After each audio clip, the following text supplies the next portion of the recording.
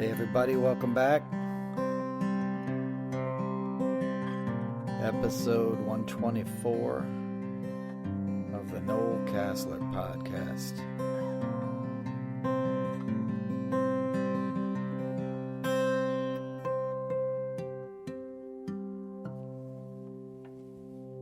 I'll get started here in a second. Thanks for all the comments about last week's show. Glad you enjoyed it.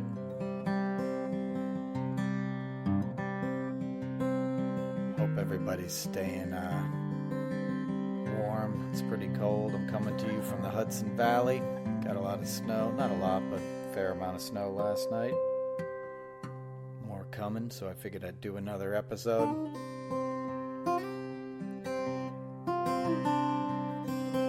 If I can put down this guitar. It's its birthday in February.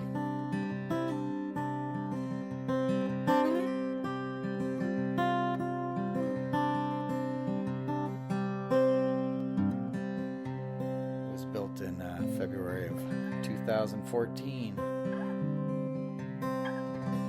by Roy McAllister, good friend of Crosby's and Jackson Brown.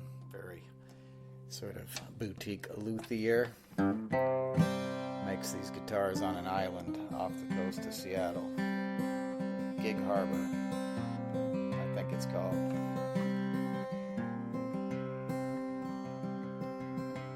I'm rambling. Well, maybe I should just play guitar. Fuck it. What can I say anyway? You know what I mean? You got somebody who's dismantling USAID, a billionaire sending in a bunch of punk kids, or not even a bunch, a half dozen or less of these little tech bros, these little racist schmucks who idolize somebody like Elon Musk, sending them into an agency to dismantle it, sending them into Treasury to get everybody's payment information. A lot of this stuff has been beyond the pale, but man, it's really getting gnarly, isn't it? I mean, the suffering involved, that it's hard to quantify. It's hard to really even comprehend how many lives have been thrown into chaos. You think of the U.S. aid workers and their families that are all over the globe, doing the soft diplomacy sort of this country, feeding people, helping people with medical issues, showing the world that we're not just imperialist, capitalist, come and blow every place up and leave and not, leave anything behind. And the people who sign up for that kind of stuff, I've known a lot of them in my life, and they're all the kind of folks that could have cashed in. They got fancy degrees in most cases. They have real expertise, and they're choosing to try and do some good in the world. And they would assume by doing that, they would have a certain amount of, they wouldn't have to worry about the kind of stuff they're currently having to worry about. Usually, you work for the government and you do your job well, you're kind of set for life, not in terms of I'm so rich, I'm set for life, but you have job security, you have protections, that's the whole point. That's how you get people to do it, is you're like, hey, you may not make a fortune, but you're going to get a steady paycheck, you're going to get benefits and you're going to be taken care of, and you're going to retire with a pension. Now these folks living overseas are just screwed, and the people they're caring for are even worse off, and many of them will die. My ex-girlfriend, when I was a kid, when I was not a kid, but early 20s, was top of her class at Wharton. She went to London School of Economics on a full scholarship, a fancy scholarship, got a master's, brilliant girl. Her brother was an astronaut who went on the space station a bunch of times, NASA astronaut, ended up being the operations director of SpaceX at one point. He left. He's a smart, good guy, famous astronaut, Garrett Reisman. So his sister and I dated when we were younger. I knew Garrett. I lived in their family house in New Jersey for a time when his father, Robert Reisman, who worked for our government his whole life at Picatinny in New Jersey, like super smart scientist guy, got assigned to the Pentagon. He lived on the outer ring, the D ring. This is around, 9/11 kind of years, and prior to 9/11. And Like, I moved into their house when I was in drama school in New York to sort of, it helped me out, and the mom didn't want to be there alone during the week when her dad was, when the dad was down in DC. So it's a family that helped me become whatever it is I am, very loving, smart people. And their daughter, Lainey, is married and has kids and a very successful life, but most of her career was at USAID, and she worked in Latin America. She worked like helping young people not join gangs, like addressing poverty issues to prevent gang violence, right? What is the number one thing that comes out of Trump's mouth when he talks about immigration? Gangs. They're sending the gangs. They're sending MS-13. Well, we had programs that were going to countries that had been disadvantaged because of our economic policies in the past, right? And we were trying to help lift people out of poverty and give them educational opportunities and other means of dealing with things and building a society besides joining a gang. So she dealt with at-risk youth her most of her career and did a bunch of other stuff too. And I know the caliber of folks that she was around always in her career, and these are good people, and they're getting punished for no reason, by a guy who didn't ever work a day in his life, who does not care about anybody but himself. And I could be talking about Musk or Trump. It doesn't matter. They're interchangeable now. Musk is obviously a lot more destructive because Trump's a dumbass. He just wants the attention. He wants to do what he did yesterday, say the stupidest thing I think I've ever heard an American president say in regards to Gaza, and he thinks he's going to turn it into a resort, because I guarantee you Jared has already shown him plans. I guarantee you they've already hosted investors somewhere in Florida at Jared's little lair on Indian Creek Island or at Mar-a-Lago. Somebody pulled out some blueprints and said, look at this. You could have a Trump hotel. You could have a Trump casino, waterfront property. It's going to be beautiful, because when Trump was tweeting about it and talking about it, he talks about a development and a project and stuff. So that's how he's seeing it, transactional. Never mind, it's never going to happen, and it better not happen because it would be a war crime. It would be ethnic cleansing to move all those people off the land, the Palestinians. I'm not saying those people to be mean. I'm saying you're torturing people that have been bombed, for a year and a half, and you're guaranteeing there'll never be peace in Israel. You do something like that, it's all over. And that place itself would be the biggest target in the world. You're going to go there and relax? You're going to rent a condo in Trump Gaza, like Gaza Largo? You're going to do that? Like, it would be a target every day of its existence, because so many people would be outraged, and it would put a target on the back of Americans all over the world, which it probably already has in many ways. All this chaos, all this suffering that he's forcing is going to blow back on us. It's going to blow back on the people who don't have security escorts like Trump and Elon Musk. Because people are going to get desperate, and we're stopping the things that we're stopping the programs that dealt with the conditions that make unrest around the world, right?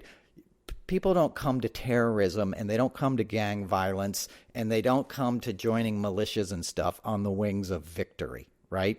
They do it because they've been impoverished, and they've been exploited, and they've been abused in some way, that somebody comes along and says, hey, here's a better way. Follow me on this brutalist path. And you can seek vengeance or have a better life or whatever, right? They get preyed upon by both angles, right? When people are too vulnerable. So you want to educate people. You want to invest in them. You want to make sure at the very least people don't starve to death and have, medical treatment. Just what he's doing in Africa, just what USAID aid has done. You can say it either way. But HIV is going to surge again. My whole life, I came of age during the AIDS crisis. The first AIDS patient happened in the U.S. when I was in 6th, 7th grade. If you're of a certain age, you remember all of that, all of the fear, all of the losing friends, all of the horrors of that. And it took a lot of work over decades to manage that. It's not cured, but people can live HIV positive now if they get the right drugs. And when that began, that was just rich people essentially, in the U.S. who could get these drugs. And A lot of people said that's not right. We got to provide these drugs to everybody, and a lot of work from PEPFAR to all kinds of benefits. All this, people raised awareness and a lot of money to make what is happening or was happening happen in places like Africa. And now they're pulling funding. They're pulling the treatments that are dealing with this. So the disease itself will mutate and become drug resistant and circulate in our population again. And then people will end up, getting sick and dying because of something that we've tried to not eradicate but manage and have been successful at. Millions of people were dying of HIV and AIDS in Africa in the 90s. There's still far too many, but it was like 300-something thousand last year. I looked it up. It's still a horror show, but it's mitigated from what it was, and the graph is going down, and that's what you want. Bad things you want to eradicate. You don't take away funding so the curve chart goes up again, because it just victimizes people. And they don't care. Like, that's the point. Obviously, brown and black people are their enemies. That's why they're going after DEI and all of this stuff, because they're making good on a promise they made to really ignorant people that backed them up. But I don't even think those cracker-ass dummies know what they really got signed up for. They thought it was all Trump and Screaming Eagles and flags and all this BS and the pablum country bro music they chill out to and the football and all this crap.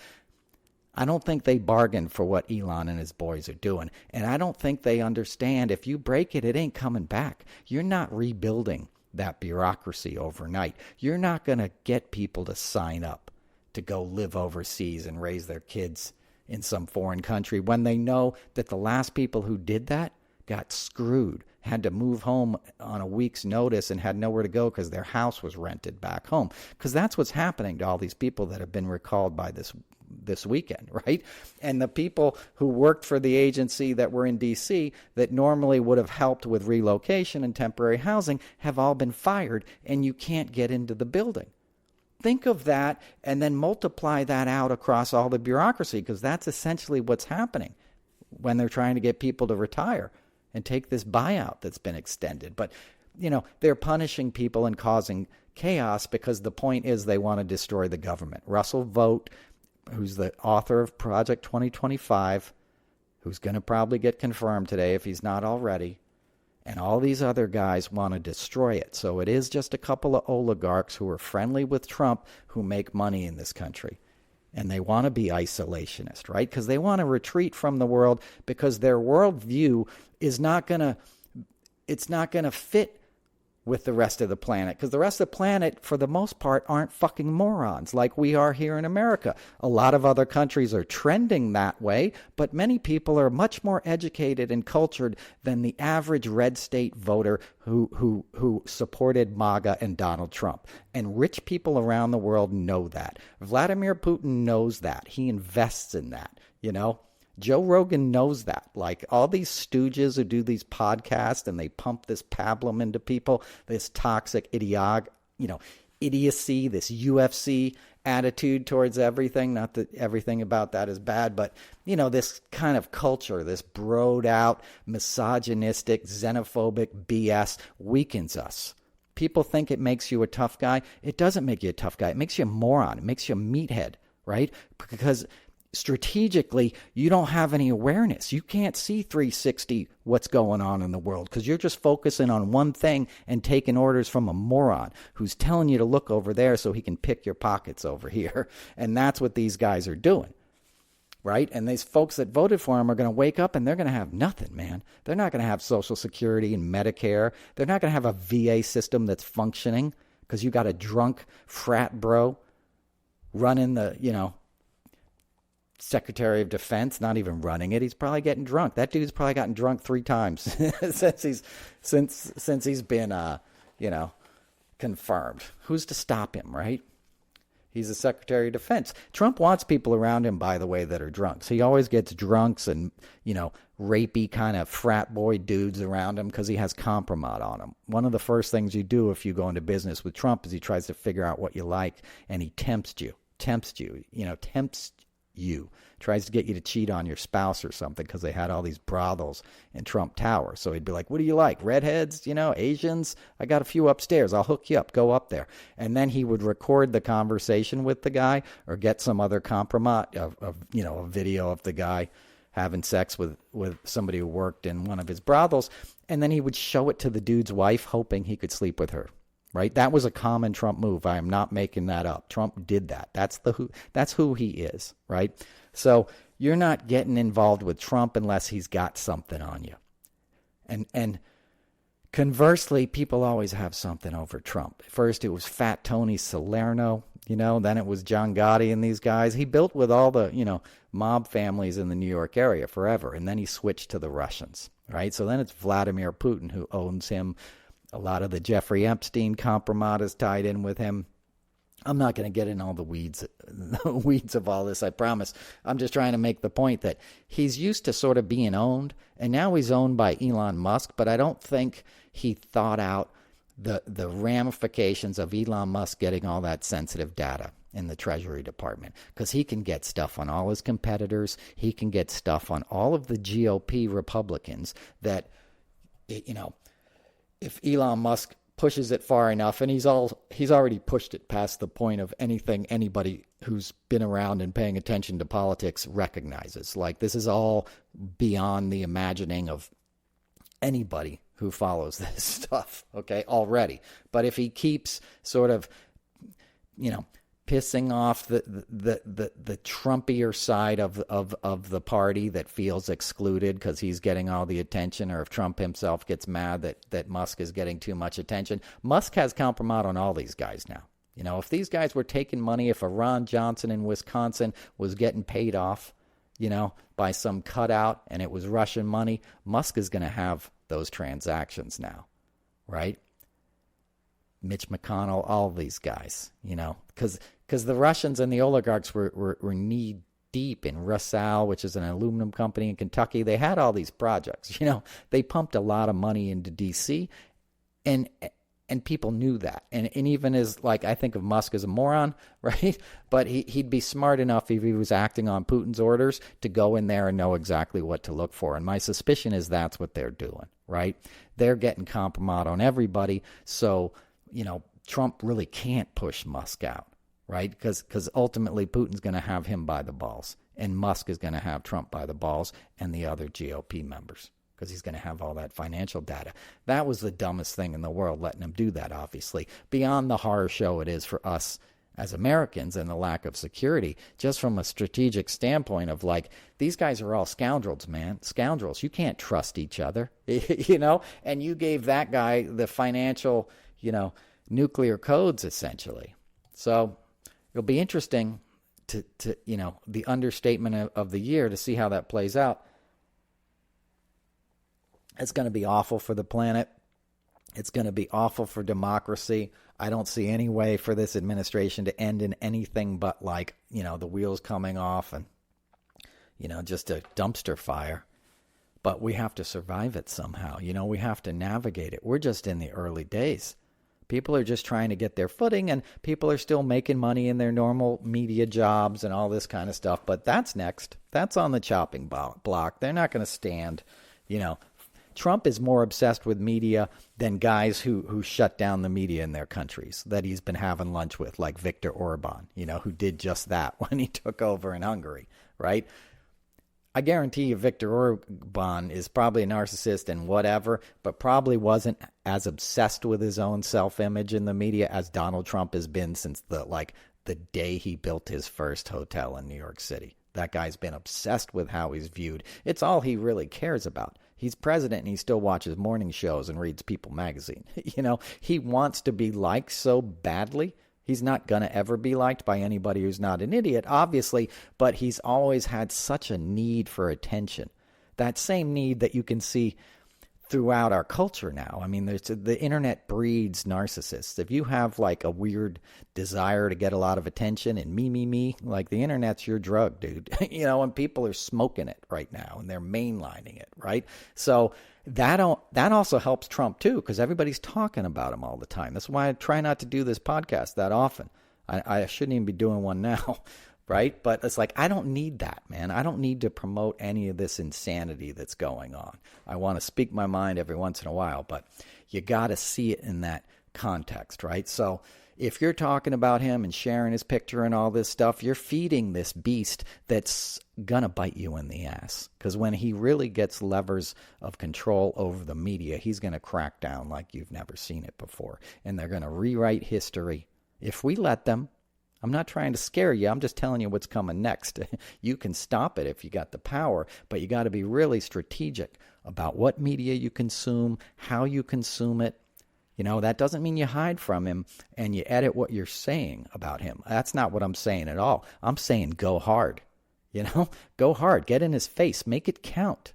Be insightful. Investigate stuff. The media just gives a pass most of the time because they just want podcast hosts on the nightly news to talk about it, right? And I get that. It's outrageous and we're all dealing with it every day, and you want to like vent and hear somebody else like reaffirm that it's fucking crazy, because it is crazy. You know, I get that. There's nothing wrong with that. That's not ever what I'm saying.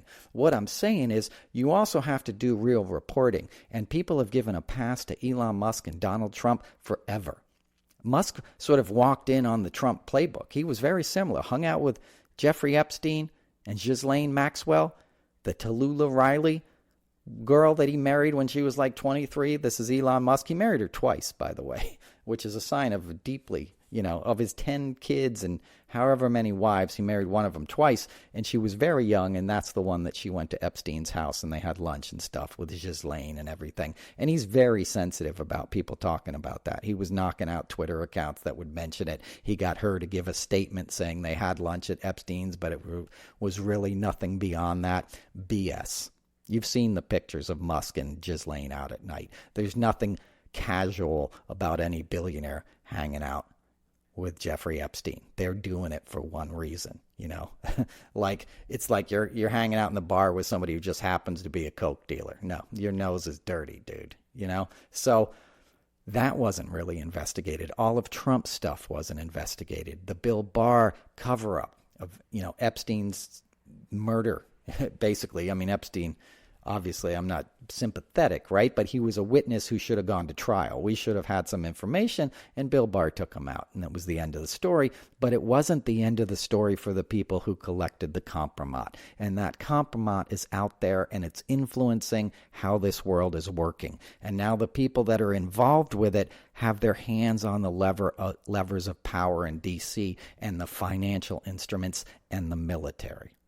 And you got to game that out, and you got to game it out quick, and you got to understand, what do I really need to focus on here? What is their end game? Their end game is destroying the U.S. government and the bureaucracy to make it such that you cannot overcome their power, because they control the military. They have local thugs, you know, sort of MAGA captains in each town, like a Proud Boys or the, you know, fire chief or the cop or somebody who you know is MAGA, and he's keeping people in line, and people are turning in their neighbors if they're talking too much smack about Trump or flying one of them rainbow flags in front of their house or doing any of that woke stuff we don't stand for anymore, right? That's going to be the attitude. That's why the the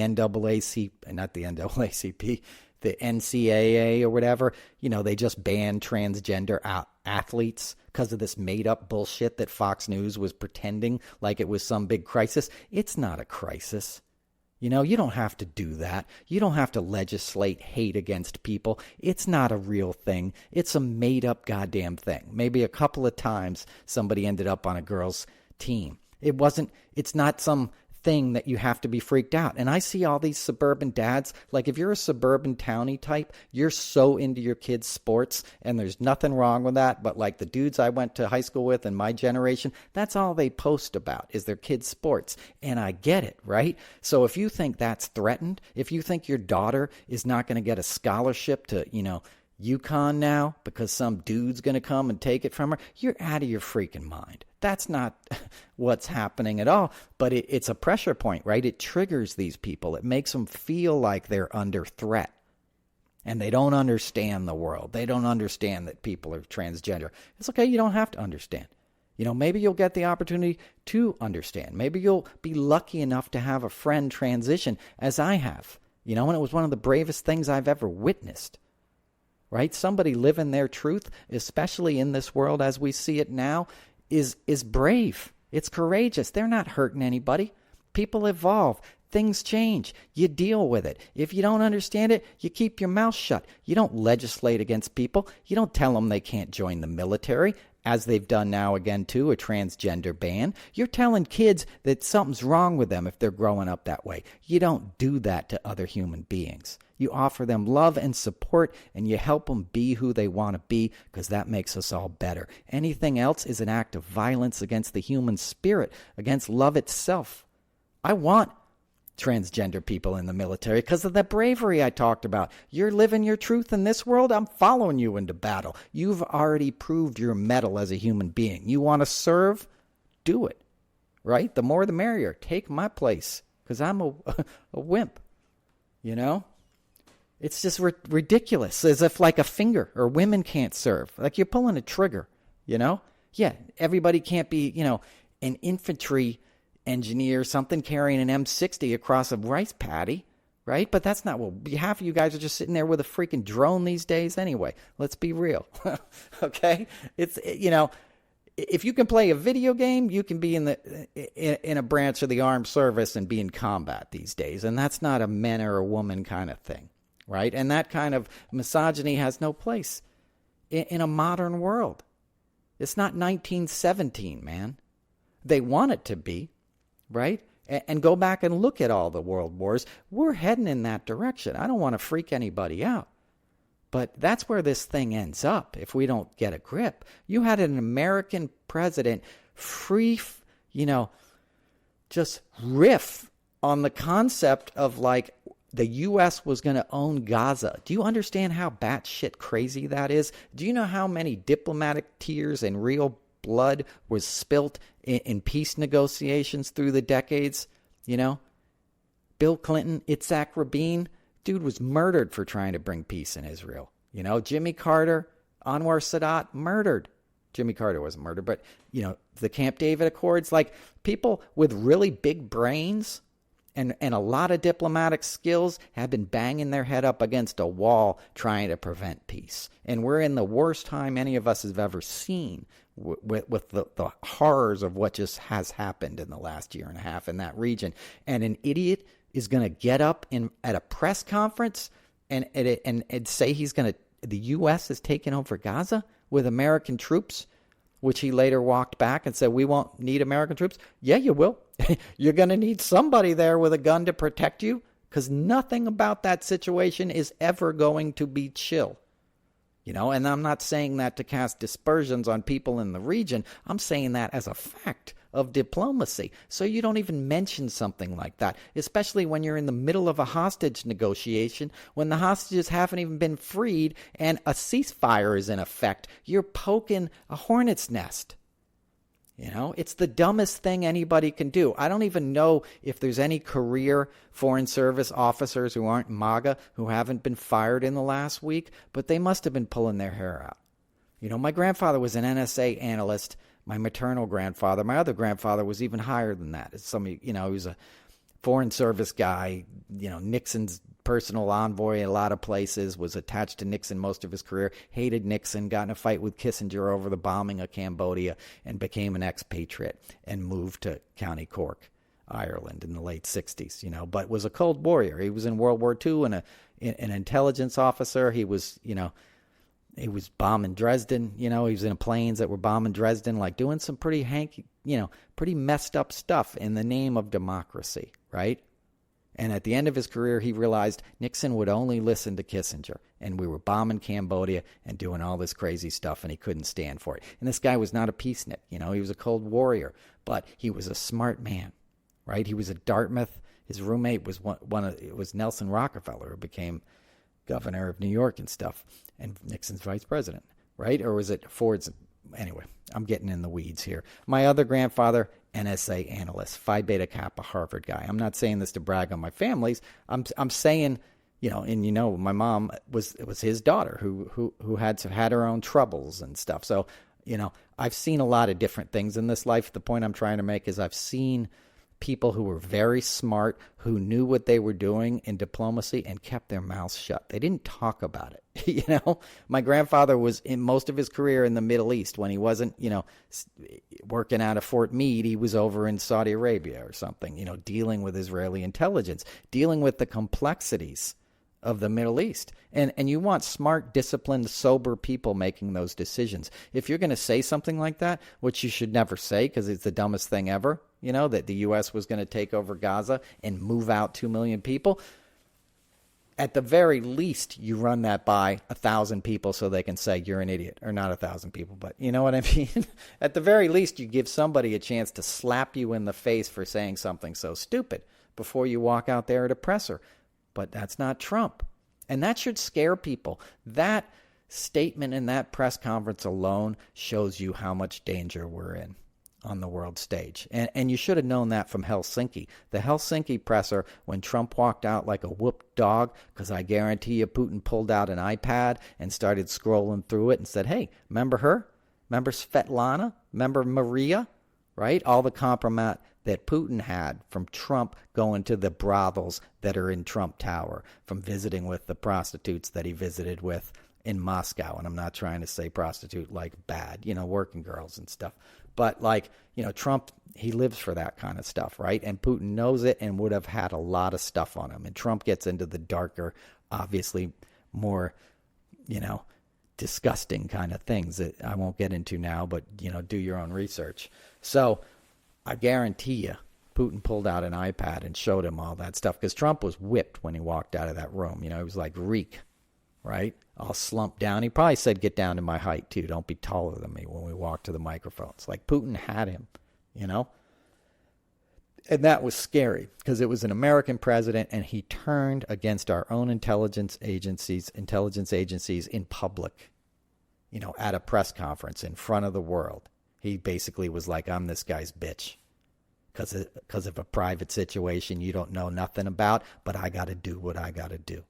And that was the same attitude and the same president I saw with Netanyahu. He wasn't beat this time. He was gloating, but it was the same stupidity, the same like, hey, this isn't really about you guys. This is about me. I've already seen the plans. Jared's got the deal. We're going to get some money to back it from somewhere I can't talk about. And just, it's going to be great. That's what it is. It's a real estate transaction. Trump is in there to make money. That's what he was doing the first time too. But there was a little bit of discipline because he obviously had some people that were from the traditional DC before they all left or got pushed out. And as we know this time, it's just all these morons who aren't even going to ask him what he's going to say out there at the presser. They're not even going to brief him because they wouldn't know how if they tried. And they're taking orders from Musk anyway. They're running around to different agencies trying to, get little clips to talk about how woke everything is and maybe get invited onto Fox News. And then we have all the crazy people in the GOP, the Nancy Maces and the MTGs. They're like influencers, right? They see outrageous behavior gets a lot of likes and follows, so they do the same thing. People are there to be stars online and to grift and fill their own pockets. And there's always been self-dealing in D.C., but people used to pretend that they were also representing the people. The Republicans don't even pretend. They're just like, buy my Bitcoin, buy my Bible, right? Buy my hat, buy my T-shirt. Ted Cruz does podcasts. He doesn't even bother, I think, to go to D.C. anymore. He's more into his podcasts. If I was a senator, you would never see me on a podcast. I would be working and I'd be like, damn, I'm not smart enough for all that's entrusted in me. I better work day and night and learn as much as I can about the needs of my constituents and how that affects the greater good in this country as a whole, because the responsibilities are huge. Because I don't want people going hungry on my watch. I don't want wars breaking out and people's houses burning down and all these horrible things that can happen in this modern world. I want to do my best to alleviate the suffering and prevent further catastrophe. And Trump's thinking of none of that. He dumped 2 billion gallons of water out of a reservoir in California last week so he could tweet out that, hey, the water's flowing again. Look at that beautiful water. He had somebody send him a little clip of video so he could tweet it. They put the water in a dry, arid farmland, a bed that doesn't have crops in it right now because it's the middle of freaking winter. They don't want the water right now. They wanted the water to stay in the reservoir. But Trump sent in Army Corps of Engineer guys who strong-armed the dudes who know what they're doing in the water management, the local guys, and they dumped all the water out. They said, Trump wants the water to flow. The water's going to flow, because he wanted something to tweet before he got back in his golf cart on Saturday. Literally. I'm not making this up. And that water doesn't go to L.A., it doesn't go into fire hydrants. It's just going to evaporate.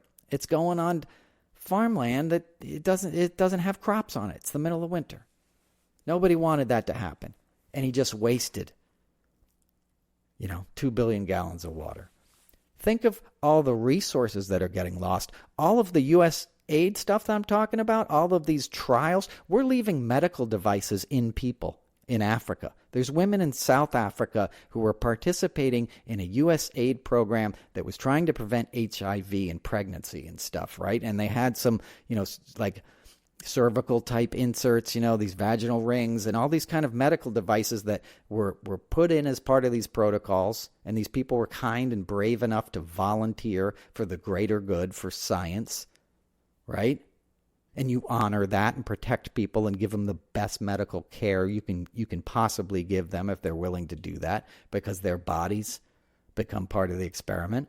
That's what I was telling you about last week at NIH. I was treated like a king because I was doing something that could have, had some side effects and stuff. And, they had to take blood every 5 minutes and all this kind of stuff for a while, but we're leaving people with medical devices in them in the middle of treatments, and now they don't have a hospital to go back to and get the things taken out of them. It's in violation. I think it's the Helsinki Accords or something. There's an actual, international law. I believe it's a Helsinki. I don't know the proper nomenclature of what the document is called, but it's an international agreement that we're a signatory to, that says, like, if you use people for medical experiments and protocols and research stuff, you got to take care of them. You can't leave them hanging. You got to, continue the care and make sure they're safe and taken care. And so we're in violation of that. I don't know that anyone's brought it up yet, but you just don't do that. And you think of these doctors that are treating these people, knowing how many patients they have out there that they can't even follow up with. They can't even give them the rest of the medicine that's in the boxes, locked up in the supply rooms that we've shuttered. We're letting medicine we've already paid for go to waste. We're letting food rot on docks, on boats, huge pallets of grains and all kinds of things. The peanut butter that we give to the kids that are malnourished in Africa comes out of Georgia, and it's like a fast-acting nutritional thing, right? It's got dried powdered milk in there and some oils and vitamins and peanut butter, and you can just eat it, right? And if you're malnourished, it'll get you back, it'll get you back going quickly. That's grown with pride. They had Samantha Power was on Maddow last night. I met Samantha Power in New York. She's a brilliant woman, obviously. That's heartbreaking. Because those guys that are growing those peanuts in America were doing it with pride, knowing it was feeding people who weren't getting enough nutrients, babies, malnourished. I'm from the 80s, dude. We are the world.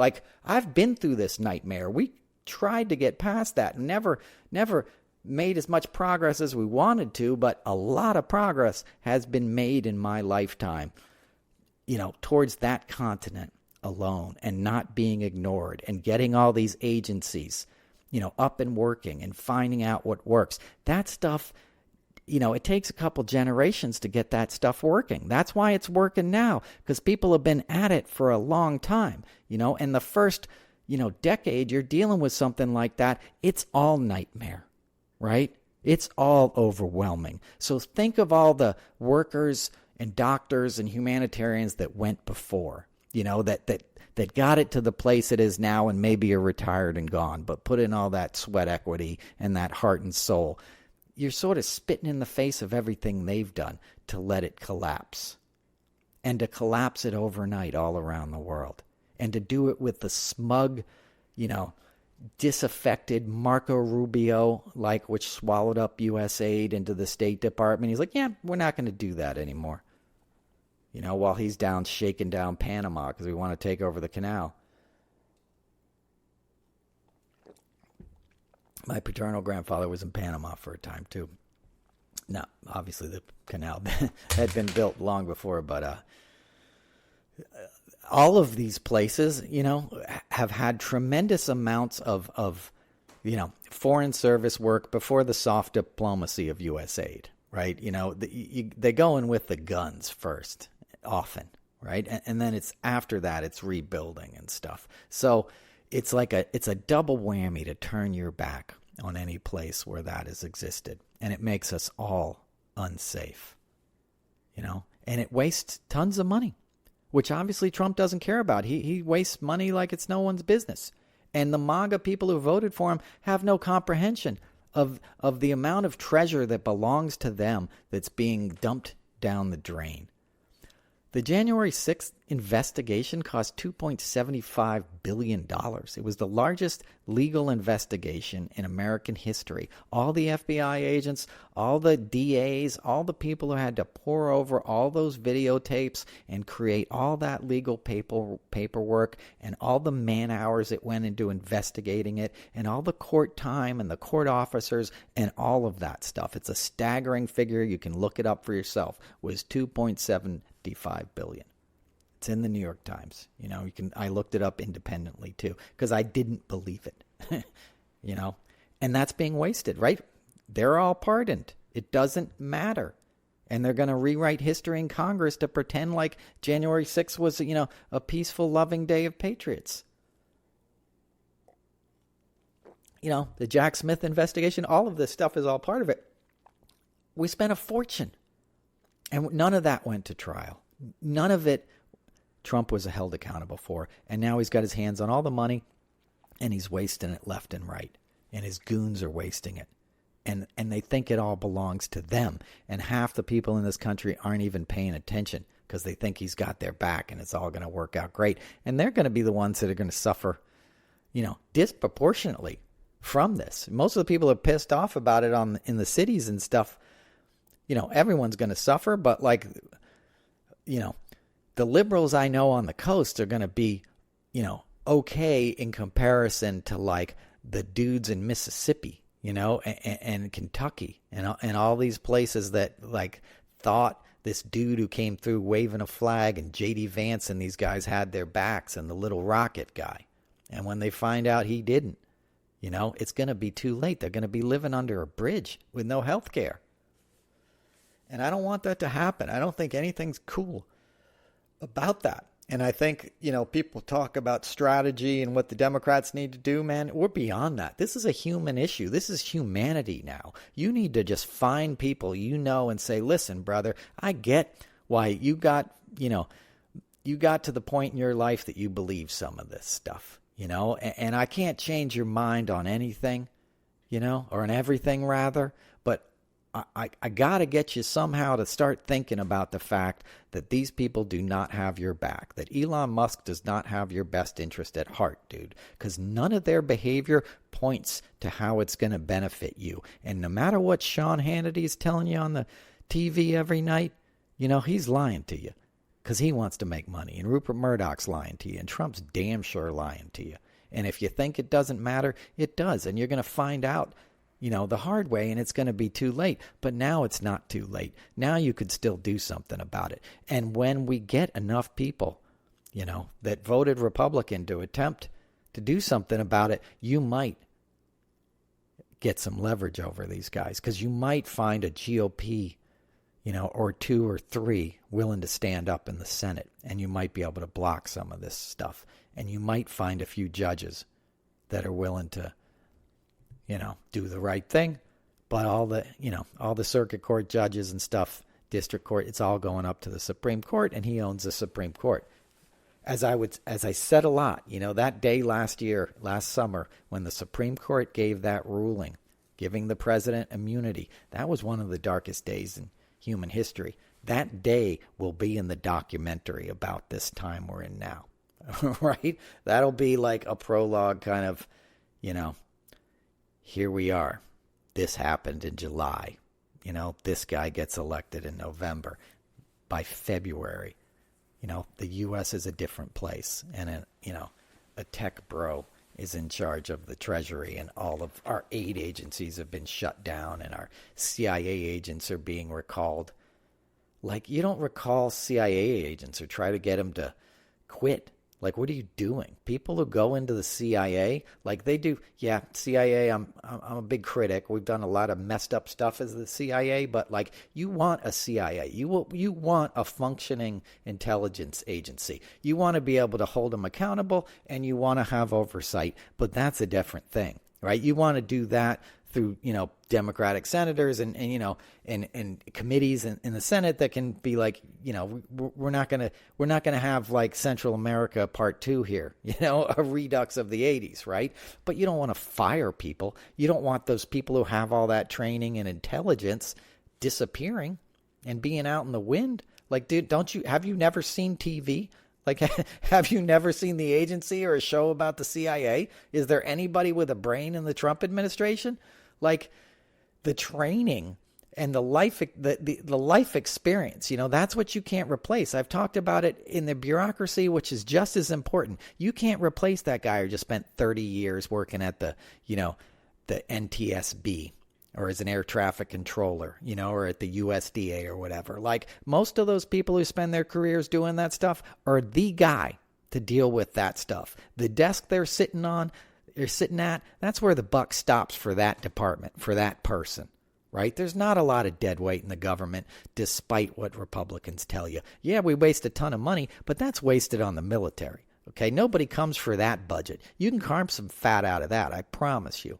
And that's not saying we don't need strong defense, but come on, dude.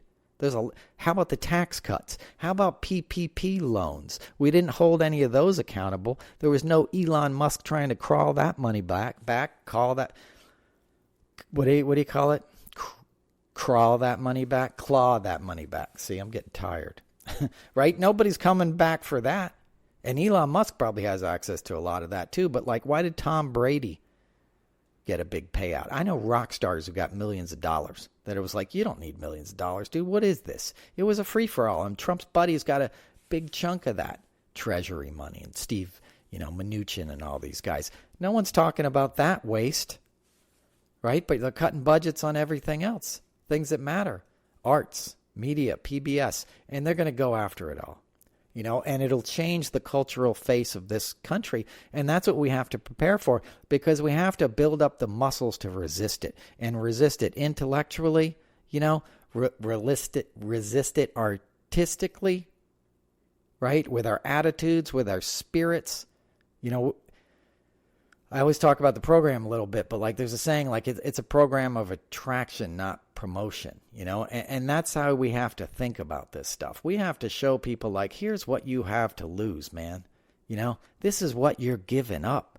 This is not all bad. You want an expert. Your boiler breaks down in your house, your furnace. You don't want somebody who's never done it before coming to fix it at 2 a.m. on a January night. You want a guy who knows what the hell he's doing, who's like, I've seen this before 100 times. I know just what to do, and I'm going to make it run. And a running government is a good thing. One that doesn't work is a horrible thing. It's what happens in all those places that we often send U.S. aid to, right? And nobody's sending us any aid. That's the other thing. When all this falls apart and these wheels come off, there's not going to be, a bunch of people lining up to take care of the U.S. Not going out like this. That's not saying we don't have friends and allies, right? But we're too big. People don't have China's not going to do it. There isn't, the equation doesn't work. That's why you don't let the world's biggest superpower be dismantled by men like Donald Trump and Elon Musk, at all. I don't know if I'm even making any sense tonight. I think I should stop soon. Pick up this guitar again. But, I just wanted to talk about some of these things, and I appreciate all your comments as always.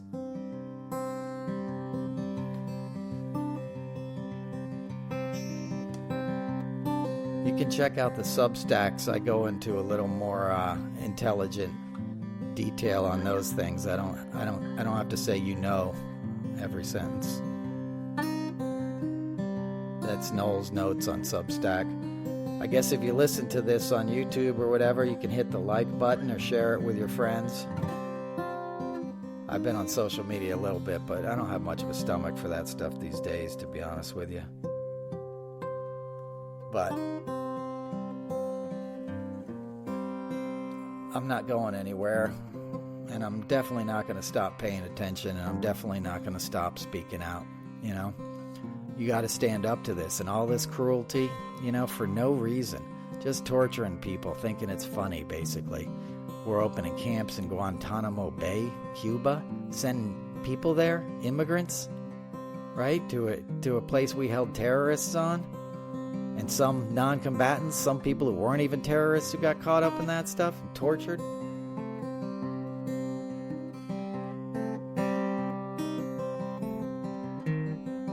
What kind of message does that send to the world?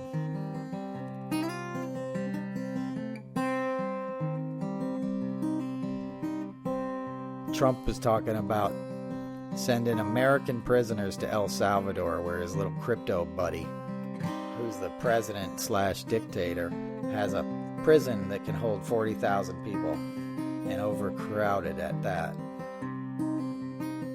Can you imagine the hell that's coming out of something like that? You got an American president who's discussing that sort of thing. That's so much darker than any of the stuff that we dealt with as a nation before, and we've dealt with a lot of really dark stuff. You know, the people who know the truth about, you know, the CIA and some of the stuff we've done, it's gnarly. We've supported some real bad guys, but now the bad guy's the president of the United States. That's basically what it is, you know. And a lot of people who support him consider themselves the good guys. And we're not the good guys right now. And I'm not saying we're the bad guys yet, but we have the potential of going that way if you don't stand up to this, you know. So if you care about American ideals, you got to stand up for it. You got to swallow your pride. If you're a Republican and you voted for this guy, you got to say enough already, dude. I didn't sign up for this. You got to man up and say, I made a mistake. I got had. For the good of the country, for the good of your children, man, do it. Because you're not going to like the results. So you got to get over, like, you know, your resentments against whatever and just say, I'm an American. You know, find out American first what it really means. Like, I'm an American first. That doesn't mean what they're telling you it means. Give it another meaning, rather.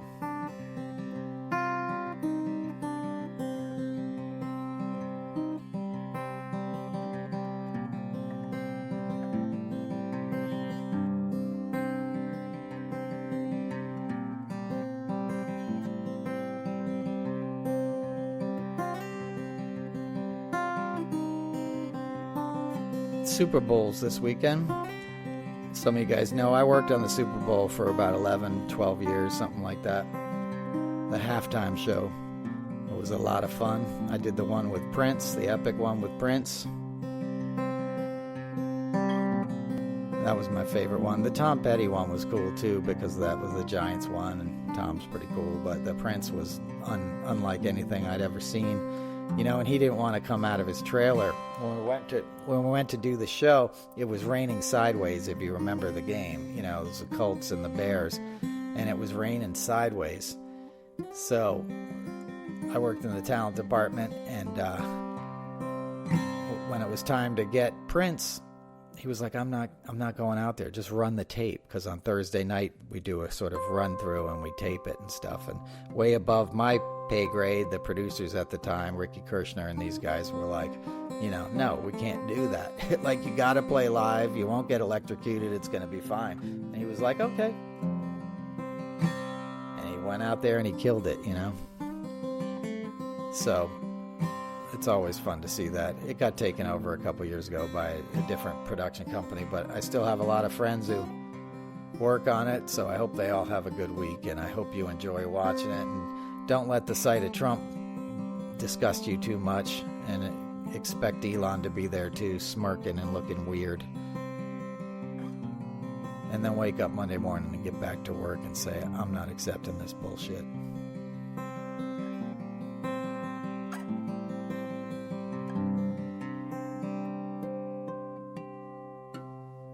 Thanks, guys. Appreciate you listening. I'll catch you next time. Peace.